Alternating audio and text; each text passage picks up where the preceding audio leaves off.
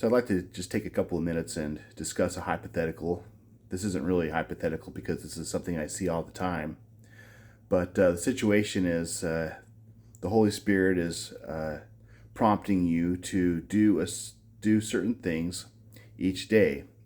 He wants you to put your house in order, maybe get proper exercise, change your diet, spend more time with your kids, teaching them, have family scriptures, family prayers.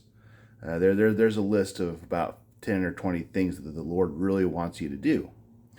But you've been told over and over again, especially at church on Sunday, that the most important things for you to do to be serving the Lord and to be living the gospel and to please the Lord is to go to church, take the sacrament, go to the temple as often as you can, and do these very churchy religious things.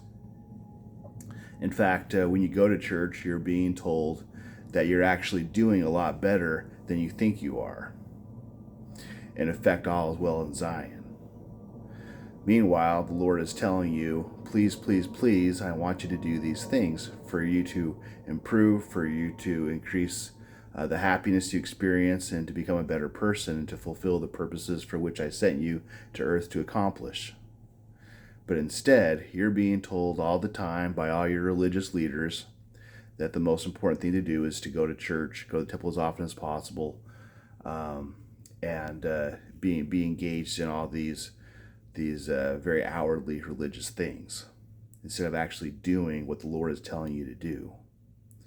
And so this is a big problem. People think that they're good people and that they are righteous people, that they are favored of the Lord, that He's pleased with them, and they're doing a lot, and they're being told that they're actually doing a lot better than they think they are in doing these things. If you were to look at the members of the LDS Church from the perspective of the general authorities, the 12 apostles, the first presidency, and all that, what is it that you really want them to be doing? Well, you want them to be going to church, going to the temple as often as possible, paying your tithing, and talking about how awesome the church leaders are and how wonderful they are, because that keeps the whole machinery going. But those are not the works of righteousness. The works of righteousness are those things which your Father in heaven would be doing in your place. And especially those things that the Holy Spirit has been urging you to do for many years, but which you are not doing.